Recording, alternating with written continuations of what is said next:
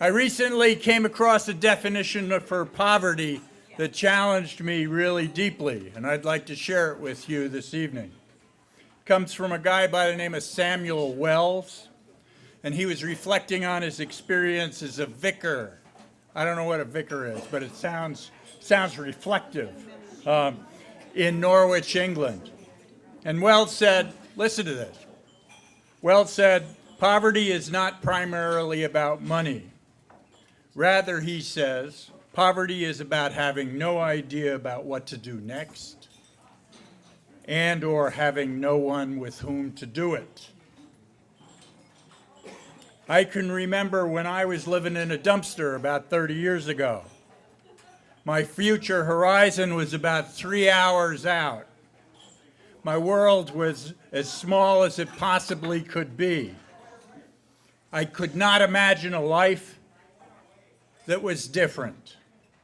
I was utterly without hope, and I was desperately poor in the terms that Wells is evoking.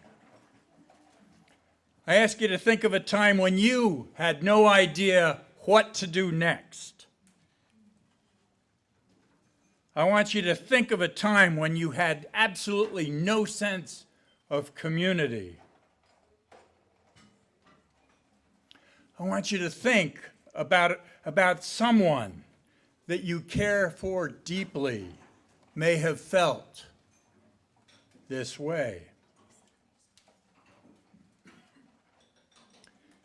Now I'd ask you to consider what people are trying to do through Jonah for the immigrant, the poor, those in prison and their families, for transit riders, for the elderly, for those in poor health and those without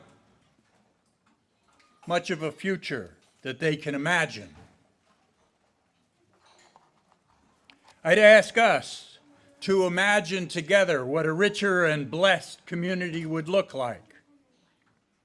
Imagine an organization or a neighborhood where people are inspired by a shared hopeful future, where people are asked instead of told what they need or deserve, where remembering the poor are always with us requires that we never rob people of their imagination, where options are self-determined and where ideas about what to do next are of the people, where the ability to move around is viewed as an essential element of community and oppression is seen as denying people's ability to get around, whether by reducing transit options or denying driver's cards for immigrants, where Jonah's mission is to create and support communities of imagination that celebrate diversity and are fully reconciled one with another,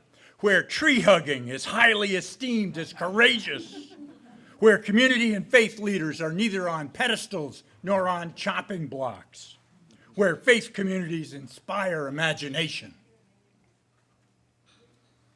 Just imagine what we could accomplish if everyone here today, everyone in this room, made some form of commitment to each other, to work together, to be accountable to one another, to help each other create a healthier, safer, and more just community.